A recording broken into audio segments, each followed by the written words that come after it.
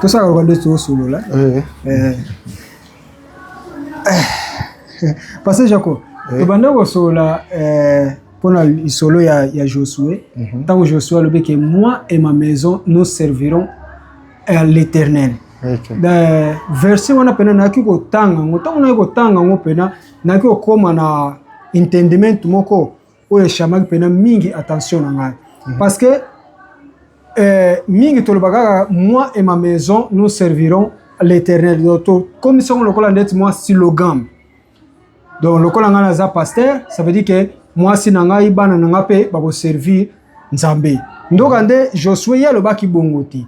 Josué le dit que moi et ma maison nous voulons ou bien naina famille nanga tolingi ko salela Nzambe parce que bango bazaki na un grand défi. Po bango bazalaki na ngwana po mutu alingaki a servir Nzambe oyayebi oyalingi. Siko Josué aye alobi que te naina famille nanga biso tolingi ko servir Nzambe parce que nakopesa moi exemple moko lelo tokomona ke ba pasteur mingi loko la yaza pasteur azana titre ya pasteur ye famille na ye omona bazo servir Nzambe mais bazo bateke famille na ye ndenge bazo servir Nzambe bon famille quel que soit baza blessé quelque part mais bazo keneka parce que ayebiga papa na biso azana titre donc bazo ba ke penate ke ba ke servir Nzambe bon bazo kende parce que ba linginde ba compris comme moi quelque chose au papa na bango donc na bitu so ko tono ko baksande ni pai bien point oyo simbi exactement elo ba mingi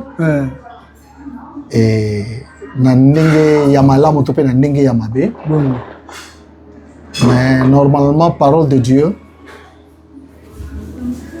ezali clair et puis parole de Dieu ezali suffisante yango moko. Alors qu'on comprendre Josué koloba makambo wana il faut quand même toujours na contexte makambo nini kutamaki bazaki na situation nini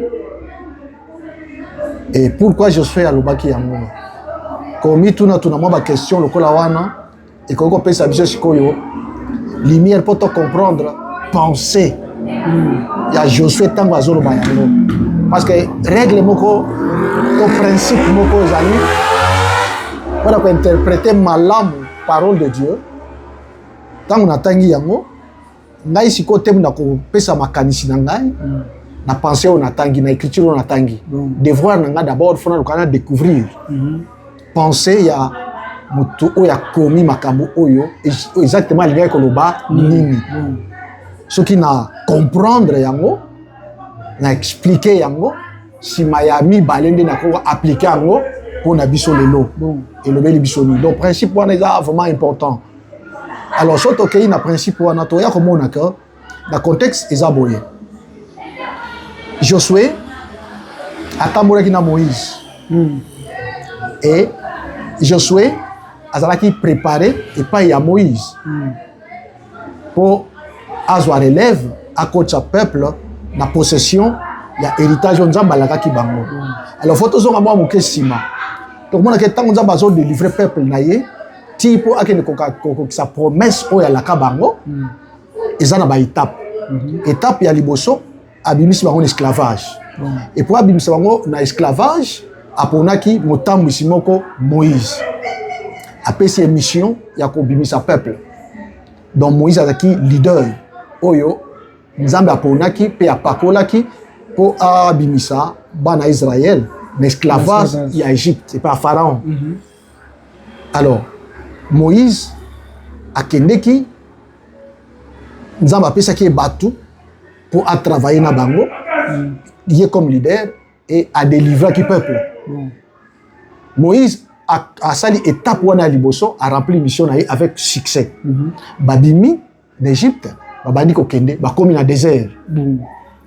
Quand ba komi na désert, Nzambe apesi bango loi bazali constitué comme une nation après si bango loi toujours na conduite ya Moïse. Donc étape wana il y a comme sa peuple na Égypte et puis étape il y a que former Israël comme nation parce que jusque là bazaki na nation te baleka peuple non sans terre et Nzamba a délivré bango na Moïse comme leader a formé bango comme nation après si bango loi comme constitution ya mboka ndenge za la kapesi bango mibeko basali alliance dans Nzambe sous l'identité ya Moïse na kati ya montagne ya Sinaï tina tango bazo traverser désert donc étape wana ezaki génération ya Moïse tiko Moïse comme tel azaki le monde seli ayebaki ke aza mutu aza limité na temps pe aza limité na espace abandaki déjà ko préparer relève donc génération oyo et kozwa relève tango ya kozala te. C'est pourquoi a préparé qui batuka Josué ba Caleb azaki ko préparer bango et verset ya Bible le bi soni une génération s'en va une autre vient. Donc génération Moïse a eu que génération monsieur koleka il faut génération monsieur koya or génération koya il faut continuer mission. Alors Moïse a préparé qui déjà ba Josué la génération na bango parce que tant Moïse mission na esili Nzambe a recueillir ye likolo ya ngomba mission na esuki wana akoti na terre promise te or promesse ya Nzambe ekokisami na mute il fallait ekokisama et Moïse aki na bana na yaki na famille na ye mais Nzambe tango Israël azolela ke Moïse akufi Nzambe ayebisaki dia Josué Moïse apakola Josué et Josué azalaki membre ya famille ya Moïse te parce que choix wana et dépendaki na Moïse te mais choix et dépendaki na Nzambe aponi Josué apakoli ye pour azwa relève donc génération ya Moïse et souki na nzela na Aaron génération ya Josué na Éléazar parce que batu mingi balobaka que na batu colonion so obabima en Égypte OK après âge à 20 ans donc bakufa na nzela kaka Josué na Caleb bakota mais ils ont erreur parce que mwana ya Aaron Éléazar boya komaka souverain sacrificateur après mort ya Aaron na désert akota pe na terre promise akota na terre promise abimaka pe déjà zaka adulte donc so to compter malamu to compter misato Josué Caleb na Éléazar mwana Aaron OK hein mais ça basali choix à cause mwana Aaron to mwana ya Moïse pour bazwa conduite na place ya Moïse na poni Josué attend aussi ce peuple il y a des côtés qui ont défi mususu parce que une génération s'en va une autre vient et chaque génération a ses défis propres ba défi au Moïse azalaki nango ya ko bimisa peuple na esclavage ya ko former Israël comme nation ezaki ba défi mususu et ba défi o elandaki ezaki pe ba défi mususu donc Josué akutani ko ba défi ya kutana ba géant ya ko combattre ba peuple wana pe ya ko benga na bango botola nini ya ko pesa peuple héritage na ye donc Moïse défi na ye ezaki ya ko délivrer peuple ko former nation mais ce que Josué zalaki défi na ye c'est de donner possession de l'héritage au peuple azaki préparer pe pour nango et c'est très important que en tant que leader tant tozo dans parcours na biso ministère faut to eba ke biso roleka faut to préparer sikoyo génération ekoya et tant tozo préparer génération ekoya sima na biso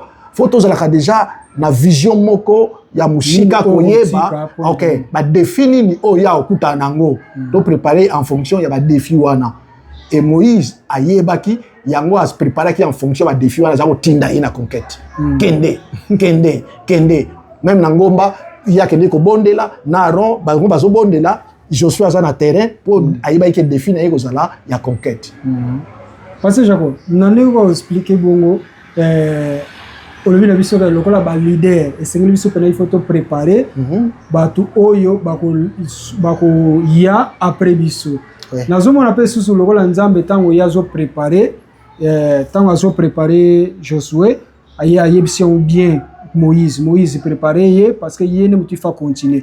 Maintenant on attend na Josué premier verset na premier chapitre tina se na 1 tina 9 nzamba azo benga ye pe azo sola na lobi ke sikoyo serviteur nanga Moïse akufi.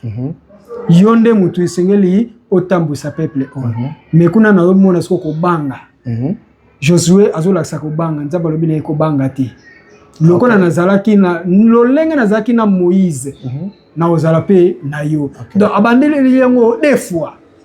Na chapitre 5 abandeli aussi na chapitre 9. Abine ko banga te ngana kozala na yo albika zala molende.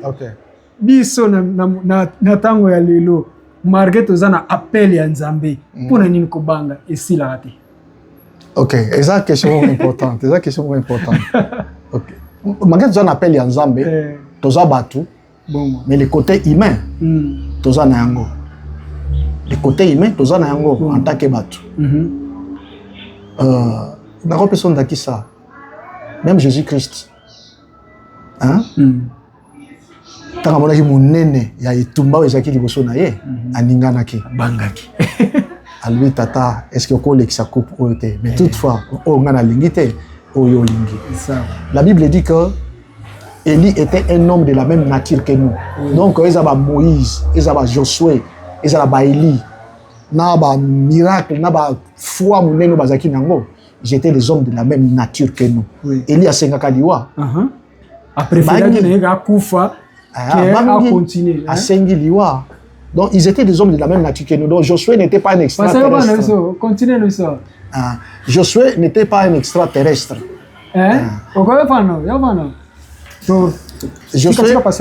Josué azalaki extraterrestre. Azalaki mutu la gravation. Azalaki mutu ya même nature que biso. C'est normal que liboso ya grandeur. Il y a des défis aux aïe kozela ye. Malgré que azalaki préparé, mais nzoto ningana. Même Moïse maître na ye. N'est-ce pas le baki kengai na okokate. Bon. Nzamba rassuré. Donc c'était normal. Et Dieu a permis que yé abimisa bobangi na ye pour que yé pe a peuple amon a pe que Josué azako sanga na capacité na ye mon côté mais Nzambe nde azo sala kati na ye donc Nzamba tobaki un témoignage beaucoup public pour peuple pe a pour peuple azai pe ko banga peuple bazai pe na confiance pe na Josué te mais tant Nzamba zo déclarant publiquement que mon serviteur Moïse est mort, toi lève-toi yom to pe sa peuple possession et héritage. Parce que monsieur Moïse Souka Kiwana, le défi est à Diboso, il y a un défi à nature de Boussous. C'est pourquoi Josué était préparé. On a souligné verset 1. Une génération s'en va, une autre vient. Et chaque génération a ses défis. Le défi du temps de Moïse, c'était le défi à libérer le peuple, à jouer l'esclavage, à conduire dans le désert, à former une nation d'Israël au pied de la montagne, à recevoir loi et pas une ensemble. Qu'on former sacerdoce et puis qu'on constituer, n'est-ce pas, sacrificature, tabernacle, c'était sa mission. Mission Ezaki Liboso, Ezaki mission à conquête. Et Azalaki déjà peut qu'on préparer, parce qu'il y a limité dans le temps, à préparer qui déjà relève. C'est pourquoi qu'on prépare l'élève. Relève, c'est très important. C'est ce que Jésus a fait. Et c'est ce que nous devons faire aussi aujourd'hui. Et Moïse, tant qu'on prépare qui relève, pas en fonction des défis oyo, bazaï ko vivre na temps na ye, mais en fonction des défis bazaï ko zela bango na liboso, la conquête et la possession de l'héritage. C'est pourquoi il y a au moins quelques kola ngomba ko bonde na Ur na Aaron, matindi Josué na peuple na ba soldat ba kende déjà na conquête. Parce que c'est lui qui devait, n'est-ce pas, donner possession de l'héritage au peuple de Dieu. Il fallait la préparer. Il était bien préparé pour ça. Accueilli, pour ça, j'insiste que, biso lelo, même dans l'école, na biso, tant qu'ils ont préparé les serviteurs de Dieu, faut préparer les serviteurs de Dieu, non pas en fonction, il y a des défis, où il y a qui dans le 19e siècle. Parce qu'aujourd'hui, on continue à enseigner dans les écoles théologiques ou des écoles bibliques, former les serviteurs de Dieu, en fonction des défis, où il y a 19e siècle, 18e siècle, il faut préparer parce que le monde change, le monde évolue. Le monde évolue. la science aussi évolue. Donc, nous sommes dans un monde en évolution. Et maintenant, Bassal Nanzam, qui sont appelés à préparer, n'est-ce pas, le ministre de Dieu au Barozoa relève, tant que vous avez la tête, il faut passer en fonction de la perspective. Lélo, par exemple, d'accord, le défi obligé de faire dans vos faces. Les serviteurs de Dieu, ils comprennent. Ils ont dans l'église dans Mindele. Au moins, il y a une église. Au moins, il y a 5 personnes. Mais si qu'il était en live. En live, au moins, en live, il y a 50 personnes qui vont accompagner. Qu'il était en live. Mais au bazar présent, offrande, après, c'est un pix. Gana ndako na ye atindi offrande na ye na pix atindi dim na ye na pix na era sen pasteur a tiwana a bondeli a pamboli bango pe na ndako place bazali ba préparer ya bango ba participer na scène en live communion ezate mais ça c'est modernité parce que église otambola ndenge wana et les serviteurs de Dieu acceptent ça. Oloba te que communion ezate. Oloba communion peut ezali. Pourquoi? Parce que dans la Bible, parce que c'est ça cause à la présent. Ezali un point.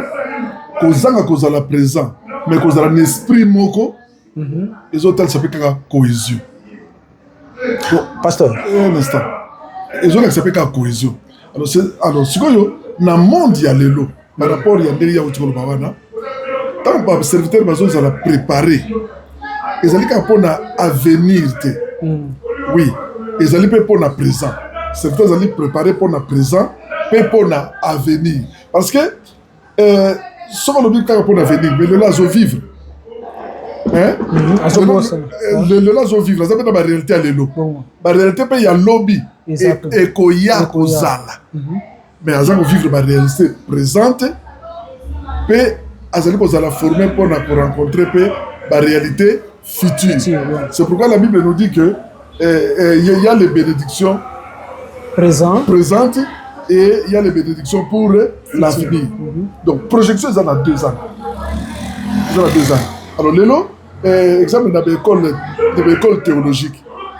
Tant que azali kolakisa batu, ils ont dépendre de la compréhension étudiant. Ce qui est étudiant azui matière lokola azoka professeur azolo bango ya tiango lokola ke akeko sale lango lobby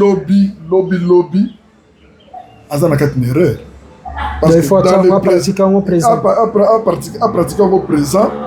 azana pe ko garder pour avoir pratiquer en pour la eza lokola biso tsaki lokola ngana tsaki préparer lokola mutu lokola apôtre mbi nazala ko tambola na ye dans lien na sani moko sikoyo azala ko préparer biso na ndenge que tous ala capable ya atozali yo moko mais on s'en sortir na o ezali devoir na yo olonga ya wana na kwa ko kende ko travailler na église lokola oyo eza na distance moyen de transport ezate mbongo ya malonga ya ko tirer lokola bénéfice ezate mais il faut endurer pour au transmettre parole de Dieu na bato na base la sauver le corps yopo za sauver ba ko pe base la capable pe ya ko benda pe bato mususu le corps pe ka ndenge le biete le lobana nzambe ba yamba ki yango ezala ki bato mususu ba transmettre ki yango na ba oyo wana ba former ba pe base la capable pour ba ko pe na tour na bango ba transmettre bato mususu.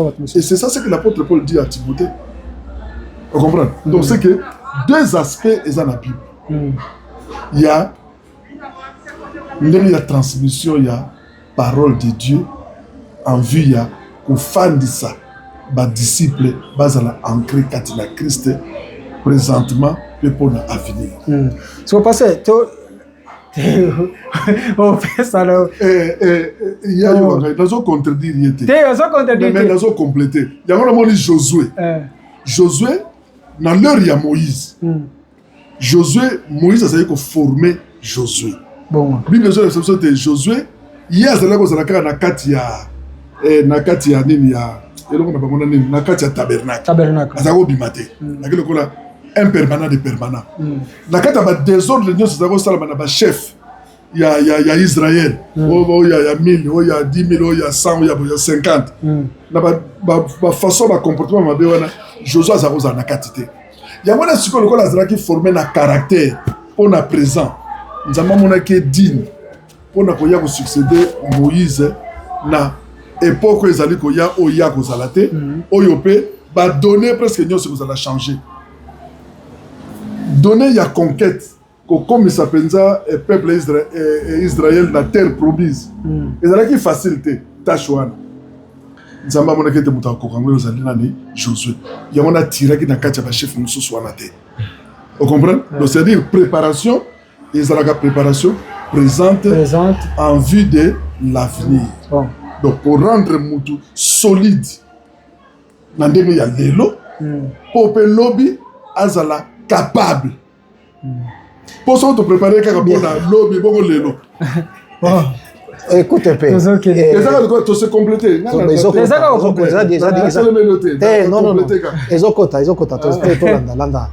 c'est-à-dire quoi? Il faut se comprendre.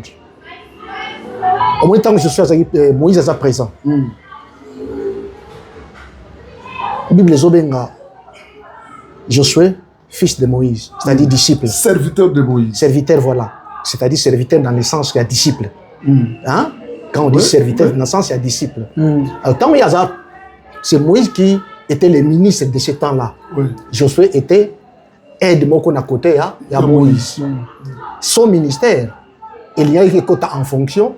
Après le départ, il y a Moïse. C'est dans ce sens-là que j'ai dit. J'exclus le présent. Donc, c'est bien ces compléments-là. Même dans tous les exemples, il y a Élisée. On dit Élisée, serviteur de lui. Pendant que Élie était présent, ils ont préparé pour tant qu'il y a au côté c'est tant qu'il y a aux alatés. Mais pour le présent, il était là comme aide. Il n'exerçait pas encore le ministère. Il apprenait. Parce que le disciple n'est pas plus grand que son maître. Aussi longtemps que le maître est présent, le disciple est là pour être préparé. Et on est préparé pourquoi? On s'est préparé dans le présent pour servir dans l'avenir. Jésus-Christ a dit, tout serviteur qui connaît la volonté de son maître et qui n'a rien préparé sera battu d'un grand nombre de coups. Connaître la volonté de son maître, c'est quoi? C'est connaître que je suis appelé à servir. C'est ça, connaître la volonté de son maître. Alors, le fait de connaître la volonté de son maître qui n'a un appel pour la servir ne me donne pas droit direct au mandat de commencer le service. Non. Il faut que nous la préparer. Sinon, nous avons un mabe et Nasuka, nous avons un foutu mabe. C'est là où je suis.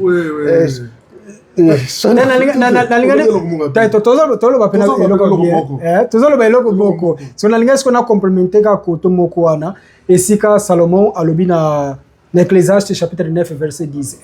Ye alobi ke na yebi on mingi d'accord ya portugais. Na portugais alobi ke tudo quanto tiveres em sua mão para fazer, faça o melhor que puderes. Okay? Na français na yebi isso que que tout ce que ta main trouve à faire, fais-le avec ta force. Oui. Ecclésiaste chapitre 9 verset 10. Siko tango ye azolo ba bongo donc le lingue pena tozolo ba dia que une nation qui donc tozolo préparer une génération qui s'en va et notre vie. Et chaque génération a ses défis. Et il faut tenir compte des défis de chaque génération quand on prépare les serviteurs. C'est là où nous étions. Siko toko baksa ndenge nini selon le lingue Salomon alobi na nyonso tu o esengeli o nyonso tu ezui na maboko. Bien colléga. Bon, en français, tout ce que ta main trouve à faire avec ta force, fais-le. Car il n'y a ni œuvre, ni pensée, ni science, ni sagesse dans le séjour des morts où tu vas. Ecclésiaste, chapitre 9 verset 10. Dans le moment où nous avons préparé une autre génération. Si nous avons préparé Bango, et Bango, il faut pas côté na vision na biso. Et c'est ba côté na vision na biso.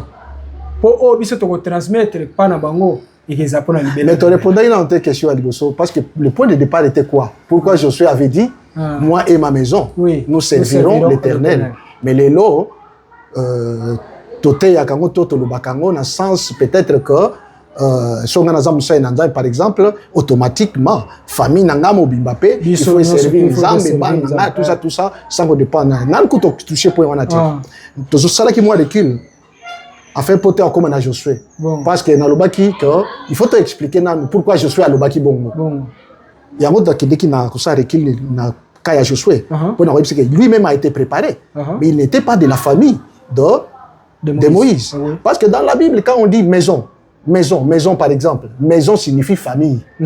Hein, c'est une métonymie, un terme technique. Métonymie, c'est-à-dire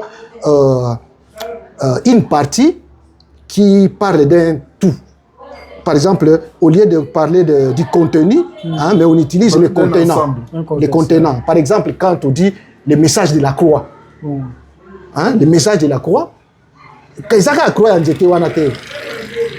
ils ont la croix, ils ont symbole. Il y a œuvre, il y a Christ, il y a œuvre, il y a rédemption. Tout ce que Jésus a fait sur la croix. Le message de la croix, c'est ça. Les exemples qu'on a lobby. Il y a que moi et ma maison. Cela veut dire que moi et ma famille, nous servirons l'Éternel. Je suis à lobby Nengewana. Mais alors, tant qu'il y a Koufi, moi, je n'ai pas de relève. Je vais préparer qui est pour avoir relève. Pourtant, il y a peuple possession héritage. Accomplir malam. Partie à mission malam. Parce que la vie chrétienne, la mission, c'est comme une course en relais. Mutubo côté abandia moti akomi na mona suka yemoko. Toki makanga na kimi parti nanga, na tikeli mutu mususu na pesi bâton yepé à continuer course ngana s'écarter. Nga pe na kimi tronçon nanga na kutana mutu liboso na pesi bâton yepé à se kaya continuer. Ndengi wana vie chrétienne eza bongo. Ti tanto koma na suka.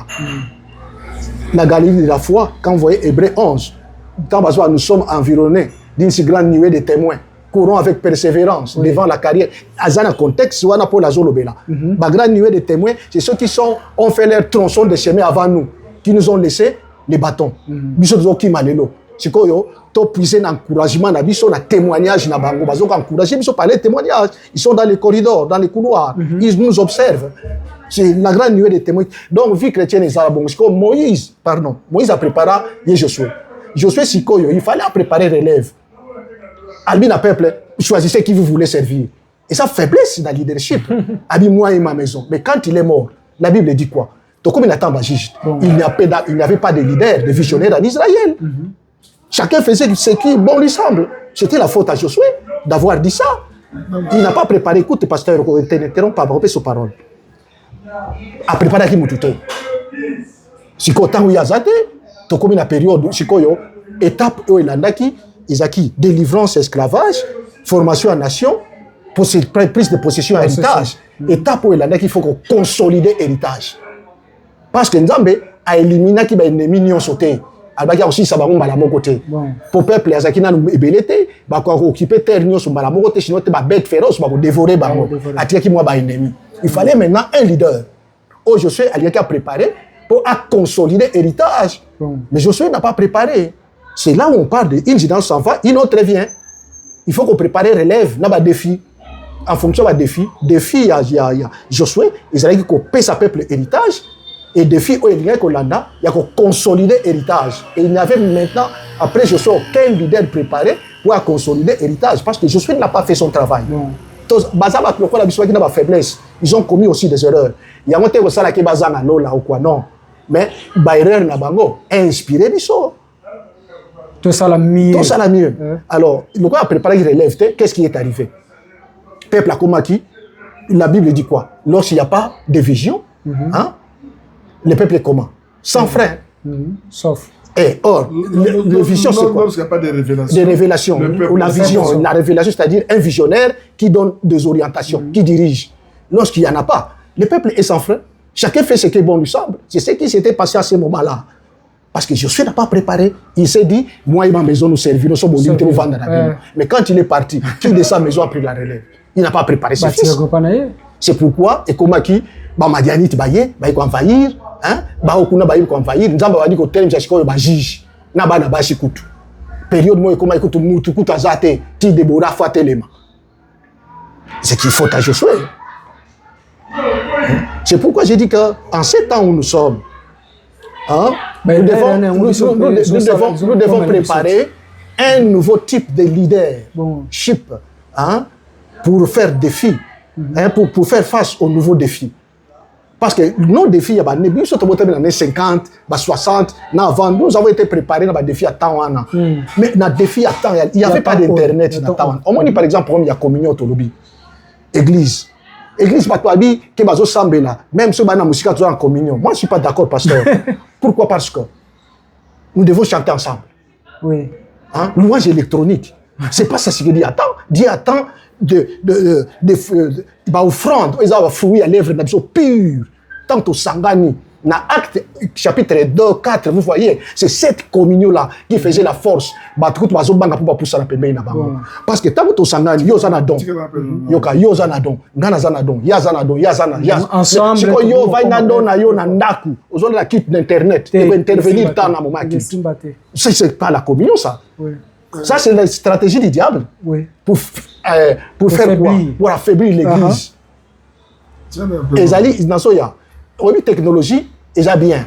Ils ont profité de l'église. Mais nous devons utiliser les bons côtés de la technologie et faire attention à ces faiblesses et affaiblir l'église. C'est un peu soudain. Nous avons sa parole, ça y est. C'est complémentaire. Mais ça peut être complémentaire. Donc, nous avons contre le pasteur, mais n'a pas si pour. Peut-être solo là, c'est quoi les solos entre Bassal et Nzambé. Normalement, ce qui Bible les Obarabi sont que l'Ancien Testament, Moukolo, il y a réunion, il y a assemblée. Montignon se phase là. Présente. Depuis l'Ancien Testament, le Nouveau Testament, ils allaient faire communion fraternelle. Ils allaient faire sangane. Si comme lipa ensemble. Ensemble. Puis, ils sont ensemble parce qu'ils persévérer dans l'enseignement. Il y a apôtre. Ainsi de suite. On a communion fraternelle. Pratique, mais visible. Appliqué aussi. Appliqué. Ce que dans le temps moderne, il arrive un empêchement. Je peux dire. Montou à se retrouver à un moyen Yakoya. Oui. Ce que technologie moderne et permettre à en relais Naba Oyo Bazali. Dans le lieu, il y a assemblée. Et si on y a corrigé la main, à Koutami Mosika. Si on a une technologie, ils allaient aider Moutouana à participer à Rolanda Bateya, à la Motei, la télévision.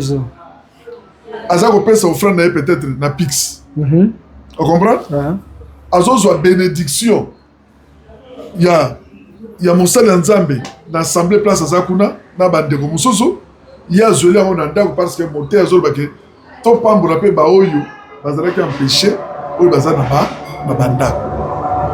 Quand je dis ça, c'est pas pour autant que Nazali accorder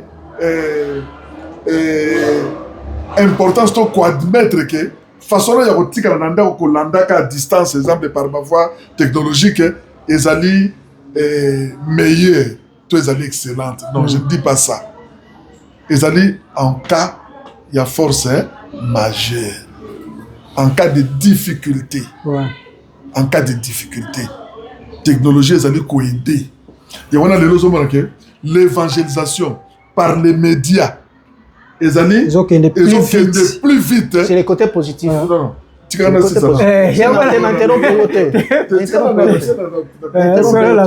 L'évangélisation par le média, c'est la voie la plus indiquée ou la mieux indiquée pour atteindre un grand nombre.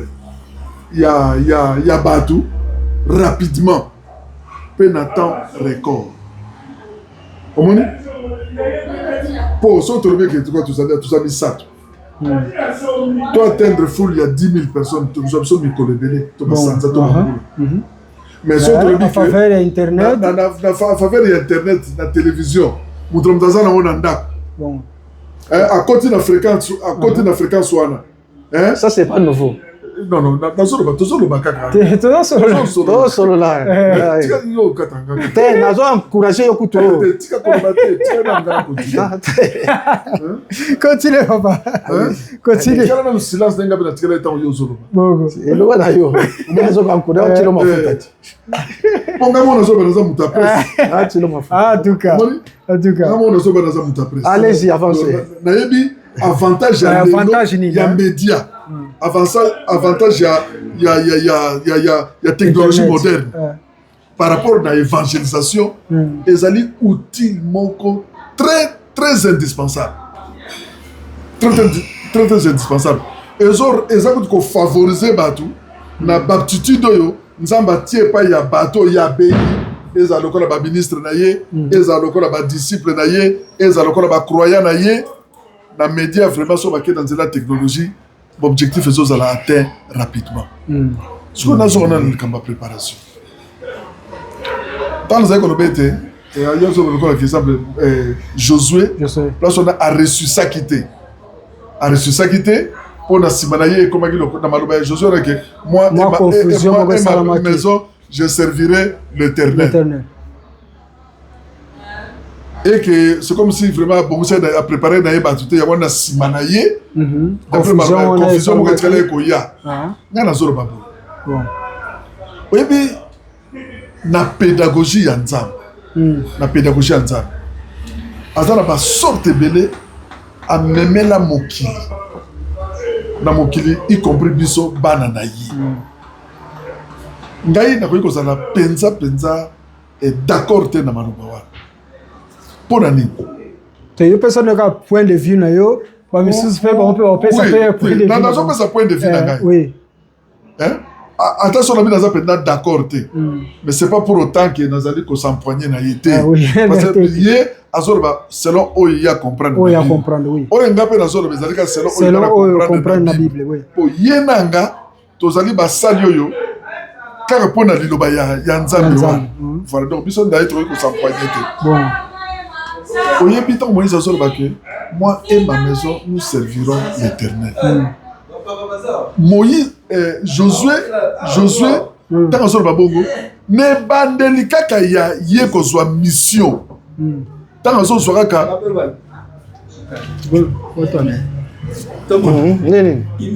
ntango azozwa Josué ntango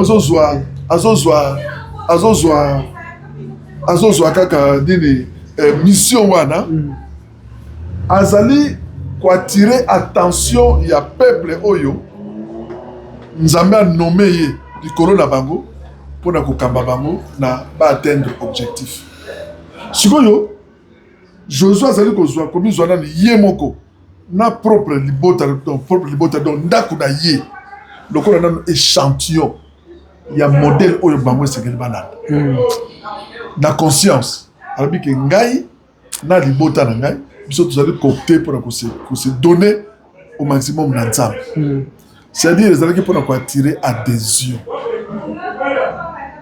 mpona koattirer attention mpona koattirer adhésion ya peuple nyonso na batikalaki bango bazala lokola balanda modèle na bango ya kosengager ya kose donner mais se laisser komitika à côté to bazwa likambo yango te lokola ke ils peuvent s'en passer, ils peuvent s'en foutre po baconséquence ezalaki bible ezobisa biso yobi te oyo aza kosimba déjà na portugais na yebi kaka arado oyo azosimba soki atiki aza dignité ya kocontinue omoni voilà donc ezalaki na sens wana donc Josué balobani ezalaki mpona koatire bato baadere na option oyo azali kozwa mpona koconduire bato na terre promise balanda ye mais so question na biso koyo ezala pasteur selon ye moko Josué ntango ye azopermettre ke bato basala lolenge o ba lingi parce que ye leadership à mon avis on était pas ya Moïse. Mais est-ce que Josué a la place pendant le bagage de Boutako ça derrière moi lingi? Te lolenge à l'obéissance se référer selon le langage oye atilisaki. Moi et ma maison nous servirons l'Éternel. Oui, mais écoute un peu. Josué ne dit pas ça au début de sa ministère, c'est à la fin. C'est au chapitre 24. Que il dit quoi? Qu'il dit ces paroles, moi et ma maison. Écoutez, c'est après avoir passé du temps avec ce peuple. D'ailleurs, dans le début, à réunir le peuple, c'était à Sikem. Oui. À réunir le peuple. Il faut rappeler que c'était à la fin, ce n'est pas au début. C'est-à-dire que Azaki, crise d'autorité. Ils ont crise d'autorité. Ils ont le Aaron. Tant que le peuple a poussé qui est Makasi, à mon niveau, ça la tête. Moïse, ils ont crise d'autorité. C'est lui qui était l'autorité. Il a vu Moïse. Moïse a tambouré la tête. Oui. On va servir une zambe. On va saler et keko. Tant que Yazali Koula Ngomba. Mais à garder qui autorité à réprimer qui. C'est la même chose que Yakuta et Nango pas besoin de parole. Et c'est comme si, à combinaison, à l'embi naïe, peuple à l'ingité, à baso s'occuper de ma kamuna bango. À bosso au l'ingité, choisissez vous-même qui vous voulez servir. Boutika n'a n'a n'a ton sale. Et ça qui était que Azo la Tchabango, à l'ubiango pour basoyer exemple. Non. Il était agacé. Et sa crise d'autorité. Et Mazamba, tu le connais, la Bible, ce sont des hommes, ils étaient des hommes de la même nature que nous, parce qu'il a ma faiblesse. Oui. Ça, il faut reconnaître. Tous les gens que Josué a un mauvais serviteur. Et c'est un moment de crise d'autorité. On a pris cet exemple à Aaron. Et c'est la même chose qui était accomplie avec Josué.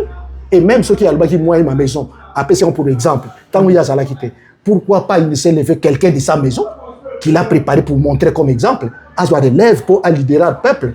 Pour Bible, le bâté que tant il n'y avait pas de leader, de roi, c'est-à-dire leader. Hein? Chacun faisait bon comme lui semblait. C'est ce qui fait que Nzamba Tindaki, envahisseur, envahir Bango, c'était son devoir de préparer la relève. Il ne l'a pas fait. Soit à point de vue. On les a point de vue. On peut discuter parce qu'il faut dans sa parole, dans le Balikamboko. Ce qui est clair est clair. C'est ça la Bible. Ça pense que la date aussi ça déjà. Et ça pour la ligne quand on continue si on a au épisode de là qui na Ecclésiaste 9 10 to pesa sur point de vue le lingue hier moko à l'oubli. Je n'attends la parenthèse au yoto. Yoka. La Bible depuis la création Nzambe atika mutu. Atikela mutu liberté. Ah ça là atikela mutu liberté ya kosala choix na ye maloba ya Josué azali pe ko respecter kaka ligne wana ya Nzambe atrasa que tant que ba ngana libota na ngai to servir Nzambe azo respecter pe liberté ya bato so bato bazali têtu et ben dans l'air na Josué te dans l'air ya Moïse ba têtu bazaraki les bandelpe ba têtu bazaraki le ba têtu bazaraki na ta nyonso n'est-ce pas mais na kati ya ta nyonso tant ba têtu bazaraka bato pe ba obéissance bazaraka nini bazaraka eza lokola bato balingi vérité bazaraka bato pe balinga vérité te bazaraka bato bazaraka fidèle bazaraka bato bazaraka pe ben fidèle bazaraka donc échanger qui est l'autre mon côté échanger qui est l'autre mon côté alors sikoyo attends le bique ils ont le chapitre 24 hein il y a le bien ils ont na souka oui dans chapitre 20 tango déjà hier azokomada vers fin ya ministère mais mon problème est que sa maison pourquoi nanda ko de mutabima te azwa relève oui yona et peuple a comme ça sans guide la place wana yona ponanga ils ont pour makambi ya 24e chapitre t parce que abondance ya koloba ezala ki ebele sur ba réalité yo bana ya bana Israël ba fifaki d'Égypte ko ke na terre promise Kokobango chapitre 1 2 3 4 titre 24 pona nga mutu nazali théologie lobelenge lokote parce que oh ba koma ka lokola mwandam n'est-ce pas oui que Bible lobango question mais parce que le point de vue na ye il y a qu'on préparer l'élève ye azolo bela biso si ko préparer l'élève na place wana kasi ça là bon parce que to comme déjà na ko ya place wana nzambe mutaza ko kamba Moïse nzambe ndem ta ko ba ko kamba Josué kutu peuple a yebse ka bete pona biso yo Josué kama na yo kaka na nzambe biso to bana ko sala nyonso nzamba bana ko yebisa yo biso to bana ko landa ya na début ya Josué azozwa pouvoir ya ko kamba bana Israël on comprend alors ce qui y a le bete Josué a atteint cette crise d'autorité donc on a dans le 24e chapitre et le bien le côté il s'appelle crise d'autorité pour azala qui en face à bateau bazaki libre dans l'heure ya Moïse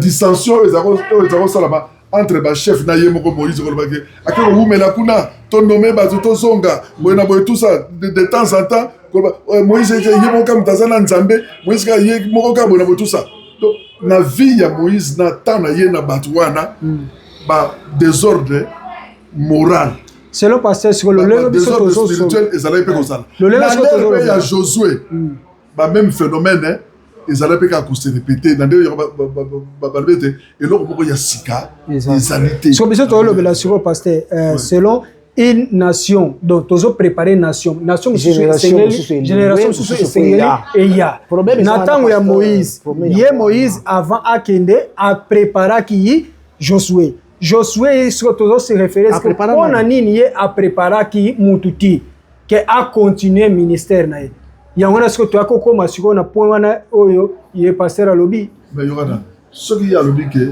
Josué a préparé qui pas ça bato yo nzamba yaki ko telemisa bon so yo bengi ba juge mutatemisa ba onani nzamba so qui yo lobby que exemple ba prophète mutatemisa ba nani nzamba on comprend bon yé moko Josué na telemisa ka ye nzamba Moïse na telemisa ka ye nzambe eza donc na kati ya pédagogie ya nzambe ndeka ko mena makam époque na époque c'est comme ça que moi je peux conclure OK c'est bien to peut sur ma point de vue na biso photo continuer OK pona ko lo lenge nini esengeli biso sikoyo to sale la nzambe kasi OK pona ko sale la nzambe selon et puis selon pensée de Dieu Dieu dans chaque génération il cherche toujours un homme bon parce que c'était la même chose que pas Moïse. Je viens dire. Oui.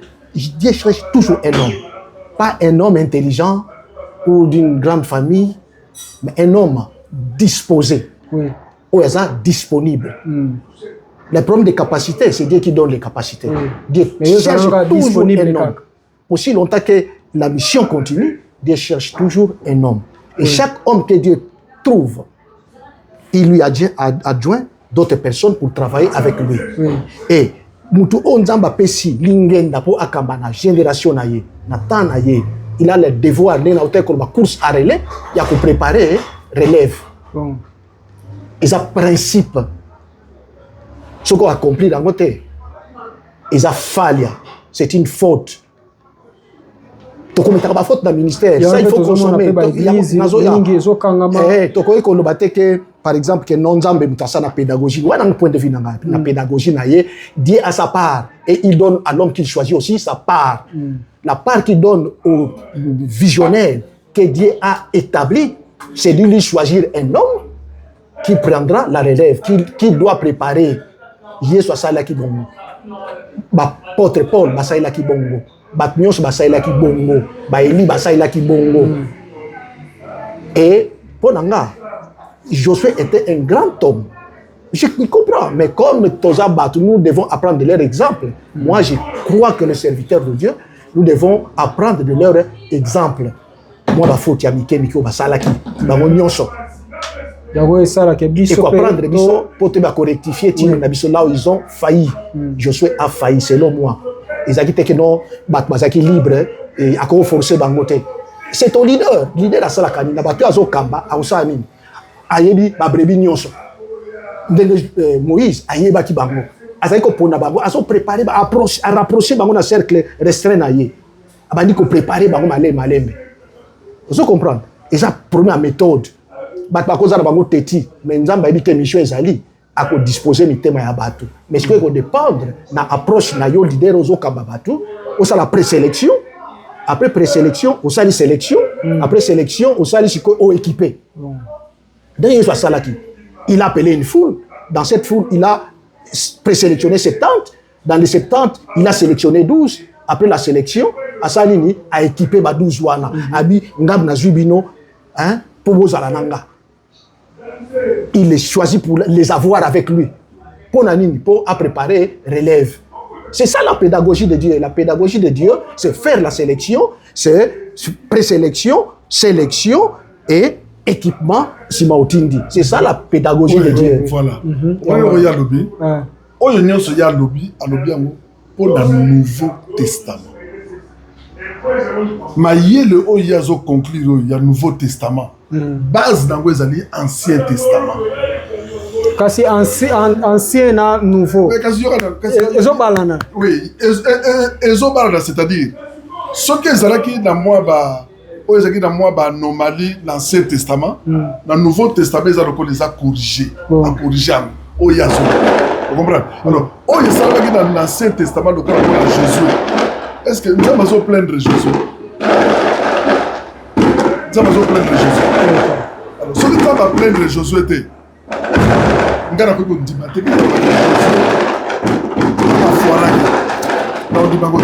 parce que si vous faites ça, 2 points caca. Le lengeni un leader a pour ça là pour être à préparer génération. Voilà. Parce que on a conclu dans la première phase où on a modèle Oyo. Nzambe abandaka na ba Abraham yé na bango titi ba Moïse ba Josué après si ba Josué yé ba o ba juge ba boina tout ça one ezaka na cadre de la pédagogie en Nzambe parce que Nzambe a tiré ko plaindre Josué te que Josué yo foiré siko yo tant to continue non laissez-moi terminer ce soit tant to continue dans le Nouveau Testament Nzambe sera yé ko memela pe ba sal na yé na ndenge ya Nouveau Testament ndenge zo ba que liboso après ce groupe ya bato au sein de la sélection modèle ya zo ba wana après ti oyo tika na moi portion moké de tazo ba que tango ya kufaki abemaki moi nombre ya bato likolo après ça ba on église lokola donc ba 5 ministères vous comprenez la sélection de moka ya ça 12 wana pesa débat monene aux hommes, hein? À 2 points, le lengeni toko équipé génération autozanango toko préparer bango ndengeni. Aussi si vous tenez un nouveau défi. Par exemple, na défi pene singi pene to vanda to solo lo lenge toko ki ko équiper lelo na ndenge ke à venir il y a œuvre en Nzambe qui est malamu.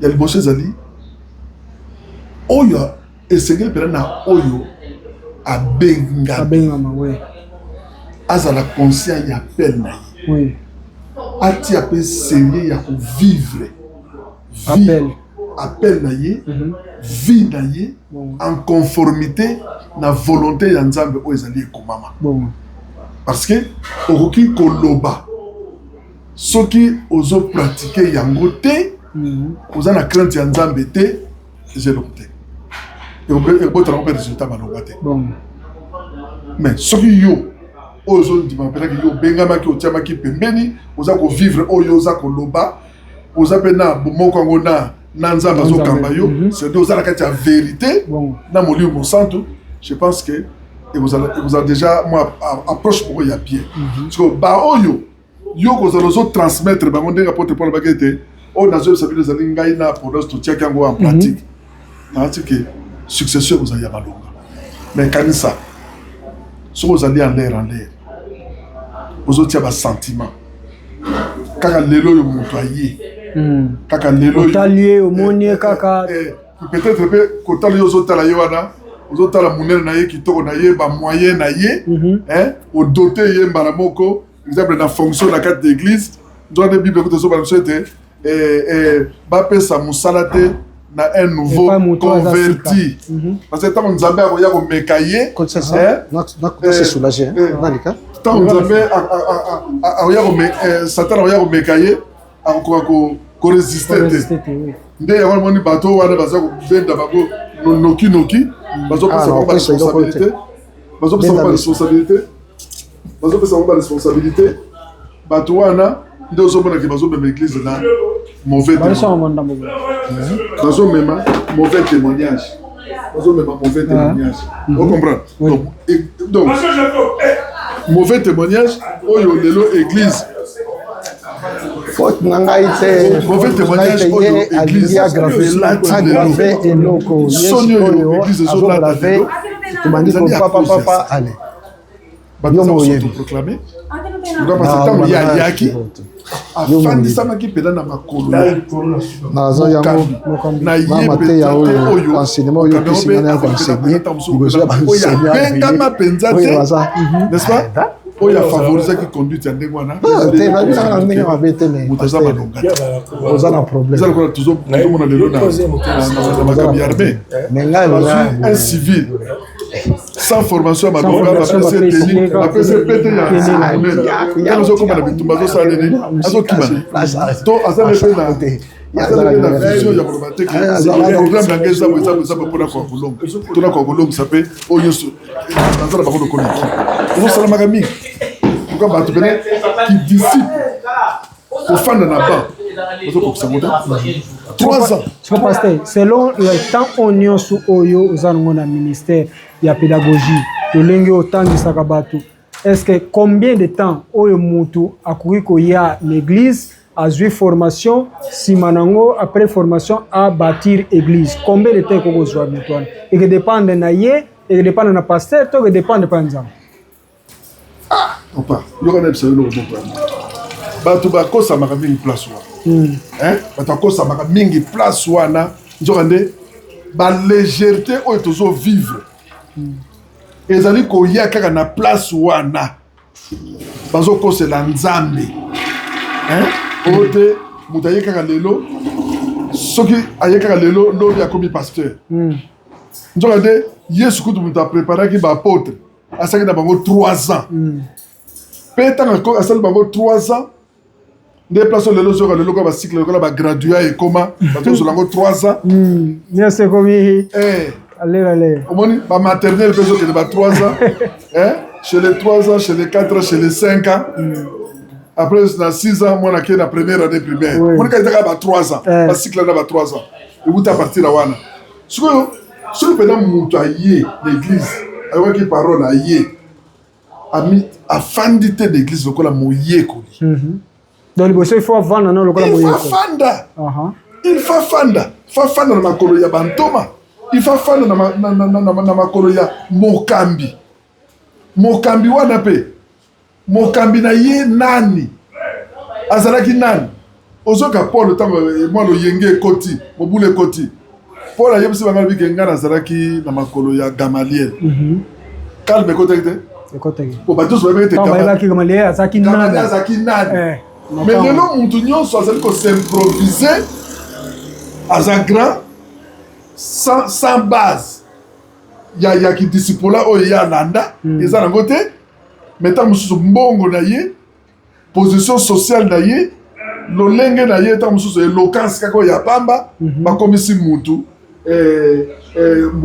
bakomisi mutu songolo na kati ya église azimwa titre moko ya pasteur apôtre asotoproclame to baproclame mpe ye toyoka bato so babie ke non tozokende koeleve mutu nayoka yango mpena na kisasa toza kokende koeleve mutu jour wana bakamati mpena podium basali babi na basali ya nzambe nyonso bazali wana lelo tozali koeleve mutu boye nani aza koeleve mutu oyo wana azolobaka ye aye koeleve mutu est ce que élévation euti eyaka epa mutu to mutu ayaka koeleve to nzambe mutu aeleva azoya mpe koeleve wana ntango mosusu camarade na ye na ndenge ya mosuni azoya koeleve wana ntango mosusu motu wana mpe aza ne mpe na témoignage te aza ne mpe ata na ancienneté te aza ne mpe na série te aza ne mpe fonde te na makambo yamonemi mingi nzambe mpe aza koboma bango omona na bamangomba mingi na lokola na Kinshasa baoyo nyonso bazali koya lokola bakoma bata liboso nzambe azobeta bango après barrière na témoignage bien té parce que n'insiste qui moi un témoignage moko un jour ba bengi sanga na église moko pour tozaka na campagne on ezaki ya une semaine na deuxième jour na kenda kuna esengelaki pasteur o amemaki ngai yende mtu esengelaki ateya siko tango tokomi kuna ye pasteur titulaire alobi te na minute ondeza bongo pasteur kingani aoteya te mais moto aoteya mwana na ngai donc tango ngamo na monaki bongo eswaki nga na motema yo moto oza escalier yo moto balobi ke okoteya mpo nini batie mwana na ye est-ce que ça possible ça nayebisi ye pasteur omoni ndenge eza bongo yo yebango ke basali donc ozwi humiliation moko eza impossible soki nga nazalaki yo na oteya susu te na campagne parce que eza jour na yo mais balongoli yo teya te batie mwana na yo siko lelo nini ekosarive ekomi na moma moko ntango mwana ne ateyi abengi papa na ye ya molimo mwana bandi koloba langue ntango bandi koloba langue azwi atie papa maboko papa kwei papa ntango akwei mwana alobi ke eza pouvoir ya molimo mosanga siko kotwana siko nalingi nayeba papa lokolo eza déjà na bon temps ya ministère est-ce que mwana akoki kokweyisa papa na ye na sur les positions de main to te oyebi hein il faut mettre discernement ezala oyebi bakiso nete dingo bazalaki nango edingo azalaki tata mokolo aza mokolo nanga na age kiso edingo azalaki nango soki apesi mwana moke po akwesa mokolo eza makambo ya age ya kimokolo ya tata te tata okweya po eloko tozosala ezali force ya nzambe te ya force eza force ya satane alors ezala badémon bazalaka trop musclé bazalaka fort yango namoni 7 fils ya Sheva, 7 bakimaki posséder moko. Ange. Posséder au Kalami était fona. Dans un programme. Merci. Posséder moko. Les 7 fils ya Sheva, 7 personnes. Démon moko. Enfin, posséder, Moutoupa Kazaki posséder. Akimisaki batu 7. Ça veut dire que nguya ya Satan ezaki na kati ya posséder wana. Ekimisaki bateau ezaki plus fort que bateau bazalaki vide. O bazalaki vide. Donc eza pe ko ça l'appelle dengwa. Omoni? Bon, c'est selon pasteur na ministère eza impossible to arriver dans ton monde makama bongo. Na mona mukutu te. Eza première fois na yo. Que moi na quoi ça passer na ye parce que à cause tata na ye. Na mona go na mona wana kutu de premier fois na yo. Ponga na mona kiango na assista kiango yango na ye na solole na passer na bikete lolenge bachaki déjà bon eza déjà nzambe alo décarter yo parce que et place yo zali donc eza yo te do singele to zala wana eza impossible mwana oyo moko bimisi mwana ko isa eza impossible ekoki kendela makaka ke po tata akweyaki parce que ba réalité o ya nzambe moko mutu ayebaka yango tana pesa un exemple Samuel azaki na mwana Eli azalaki wana mais tango nzambe azo sepela sur l'élite nzambe azali kotombola abengaki Samuel mais Samuel na Eli bazwaki na nous temps ensemble n'est-ce pas bon nzambe asaba Eli abengi déjà Samuel Eli azo déjà que nzambe abengi Samuel mais Eli na Samuel bazo travailler dans l'esclavage. On comprend. Si Nathan moko boye Eli peut là ça salandini écarter Samuel salandini atika. Ezaka pour na biso lelo bateau tout ça ko c'est tozo jeter un coup d'œil na oyo c'est salama. Et on a besoin de pédagogie ya nzambe. Ezo servir biso. On comprend parce que tant que vous êtes dans OSL les cas, vous êtes dans OSL les cas, vous êtes dans Simat. Ils ont fait ça, ils ont maïel. Ils ont dit que ils ont dit que Moutazo yeba oyo pende ezalaki penza ya kobomba bato ezala tili za nzambe ye moko parce que tata wana oyo d'abord babo opesa babengi batiaki na programme batie te batie mwana après mwana sala ye kobenga tata atie tata maboko tata akwei soki ezali mpona koemilie ayibaki ke mwana nanga andimaki mpona ke mwana chelema c'est ayebi ke mwana wana aza na capacité ajela ye maboko oye moto abokoli mwana ye moto apesi esika ateya e mwana wana abengi po atili maboko ye mpe tata ke afukamaki te afukamaki te azali mpe na otelema aye donc soki mpo na nga eza tata ye moko ndakopesa biso réponse ayebaki mwana ye aza mpenza asi akoki akoli akoki otili maboko soki c'est pas parce que c'est difficile hein mais la Bible ça comment la Bible peut place bon on va peut-être pour deux individus tata na mwana mais place biso apôtre Paul azoba que na lingi bino sambela ka pe ponanga kasi wana ezaki na momoko bon mais bateau Paul azoba ça que bino bokoyi pe kosambela ponanga ponga nazala en mesure ya koteya évangile na ndenge mpenza esengeli bato na par rapport à Paul baza na niveau ni parce que humainement parlant dans nzoto boye bato bakomona ok eza inconcevable so otala biso ya molimo eza difficile te ndenge olobi ko il faut discerner parce que papa na ye moko moto andimi ke mwana yango atela ye maboko mais ayebi ke aza mwana na ye so toza mpe na possibilité mosusu ke par exemple papa aye epai ya mwana alobi ke bondela mpo na nga eza possible soki papa ayebisi mwana bondela mpo na nga napesa exemple ngai moko ese ekomela ngai nazalaki na mwana moko azalaki na 3 ans mwana maternel ngai nabelaka nalali mpena na ndako na mbetu nazokoka ta kobaluka na mbetu te likolo ya mbetu oyo nalalaki kosala mouvement te mais nabenga mwana na ngai moko ayaki na 3 ans mwana akotaki na chambre nayebisi ye sara sambela mpo na nga papa mwana wana sala losambo moko ya moke obika te papa force na zwa force na zwa na donc na baluka na mbetu na kita na telema na bima libanda mais nzoka nde banda tongo ti ba 14h wana oyo mwana na okota na chambre na kina makasi te mwana ngo mwana wapi oyebi soda oyo bauta ko sambisa na Kinshasa oyo FARDC oyo mwana mosi baza kobenga ebabi Sara ebabi bongama beya Sara oyo bauta ko kanga nayebi mwana wana